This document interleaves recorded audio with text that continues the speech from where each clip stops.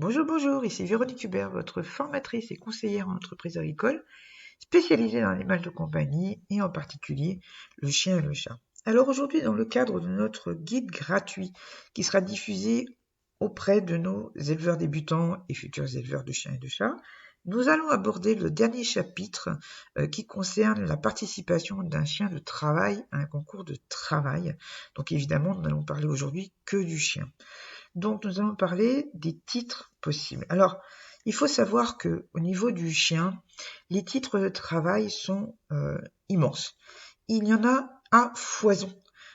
Contrairement aux titres de beauté qui sont assez sectaires, qui sont multiraces d'ailleurs et dont les règlements sont assez homogènes, même suivant les races et même voire suivant le pays. En chien de travail, et je ne parlerai ici que de la France, parce que à l'étranger, ça va être encore autre chose. Mais je ne parlerai ici que de la France, il y en a énormément. Donc, il est hors de question de rentrer dans le détail de toutes les épreuves de travail qui existent, de tous les championnats, etc. On va juste survoler en fait la possibilité des choses les plus connues et ensuite vous aurez toute liberté de demander aux organismes concernés suivant la race que vous voulez élever ou même que vous élevez et donc le travail que vous voulez effectuer, donc la discipline que vous voulez faire. Donc on va commencer par la chose la plus simple qui est le TAN, le test d'aptitude naturelle. C'est un test qui est ouvert à tous les chiens, pratiquement de toutes les races, et c'est pour ça que du fait que les races sont très différentes les unes des autres, puisqu'il y a des races de travail et d'autres pas, eh bien, ce sont souvent les clubs de races qui définissent les critères pour pouvoir obtenir ce test d'aptitude naturelle. Donc, si vous voulez l'obtenir, la première des choses à faire est de contacter le club de la race qui vous héberge. Donc, soit c'est un club unique, et donc, là c'est très simple, soit c'est un club qui gère plusieurs races, et dans ce cas-là, essayez de voir au sein du comité du club en question s'il n'y a pas des personnes dont la spécialisation est de vous renseigner sur votre race à vous. Bon. Donc ensuite, on a le XO, qui est un certificat de sociabilité, d'aptitude à l'utilisation, qui est ouvert à tous les chiens, qu'ils soient Olof ou pas d'ailleurs. Donc ça, c'est très intéressant puisque finalement, ça peut vous permettre de tester un petit peu votre faculté à entraîner un chien, qu'il soit de race ou pas, et de vous préparer éventuellement à des épreuves de travail beaucoup plus spécifiques ou beaucoup plus difficiles. Donc le XO, très très intéressant. Ensuite, vous avez les concours de travail. Donc là, vous êtes à un niveau où vous avez déjà fait un bon entraînement donc au niveau de votre chien. Vous avez, vous connaissez vraiment les principes de la race et surtout des disciplines que vous pouvez faire avec.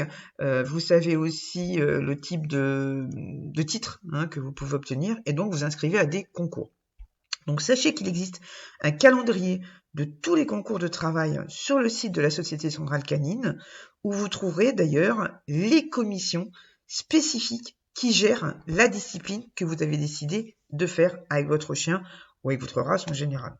Donc dans ce calendrier, vous trouverez non seulement l'organisme qui organise, évidemment, vous avez ensuite donc la période désirée, puisque suivant la race et suivant les épreuves, il y a des périodes, notamment par exemple au niveau du chien de chasse. Vous avez ensuite la date et l'endroit où cela est fait, donc vous pourrez choisir suivant vos disponibilités, suivant la race, suivant la période, etc. Donc ça c'est bien. Ensuite, vous décidez de obtenir le carnet de travail. Donc c'est un carnet qui est décerné donc par la SCC, encore une fois. Sachez qu'il y a un délai de 15 jours pour l'obtenir. Donc si vous devez l'obtenir pour participer à des épreuves ou à une exposition, même à la limite, faites-le suffisamment à l'avance par rapport à la date de l'épreuve ou de l'expo.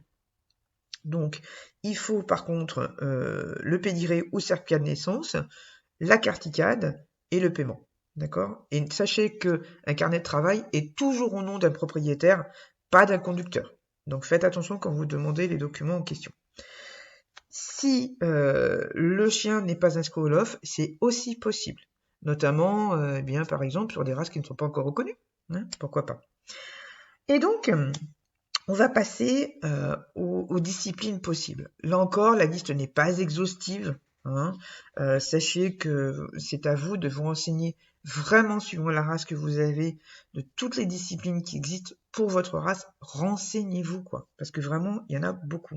Vous avez, par exemple, ce qu'on appelle la recherche au sang, qui est ouverte, en fait, à tous les chiens du groupe 3, c'est-à-dire les terriers, en passant par les teckels, les chiens de chasse, donc genre les chiens courants, les chiens d'arrêt, voilà. Donc du groupe 3 au groupe 8, ok? Voilà. Vous avez les brevets de chasse qui sont ouverts aux chiens courants et aux teckels. Vous avez tout ce qui est obéissance, pistage français, recherche utilitaire, sauvetage, qui sont ouvertes, donc ces 4 dernières sont ouvertes non seulement au LOF, mais aussi au non-LOF et à celles qui sont non soumises au travail. D'accord? Vous avez aussi l'épreuve de RCI, le Monduring, le pistage FCI, le brevet de défense, le pistage campagne, le pistage tout seul, le chien de berger, hein, le troupeau, donc les épreuves de troupeau. Vous avez aussi le brevet international de chasse pratique qui est ouvert au groupe 7 et 8 de chiens. Vous avez la MTHR qui est ouverte aux spaniels.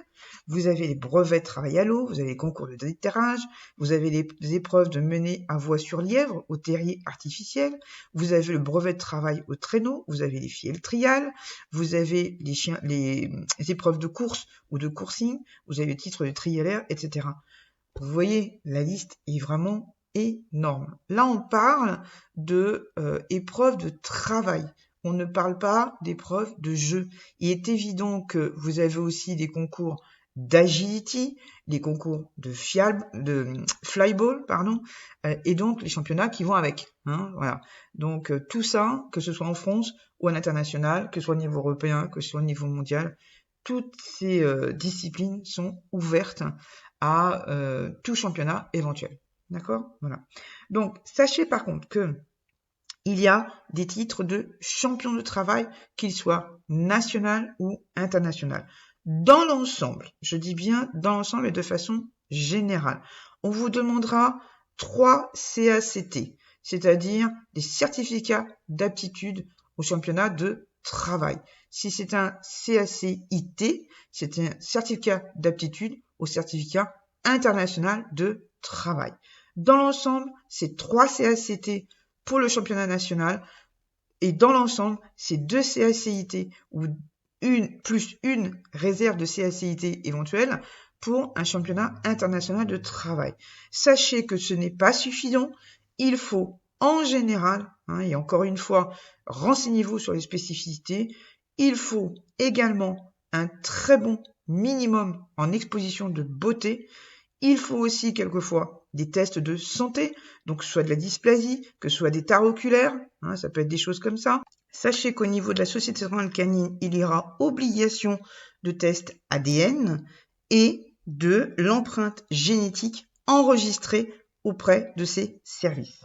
N'oubliez pas que pour tout titre de champion de travail, qu'il soit national ou international, il faudra que le chien ait minimum 15 mois. D'accord? Voilà.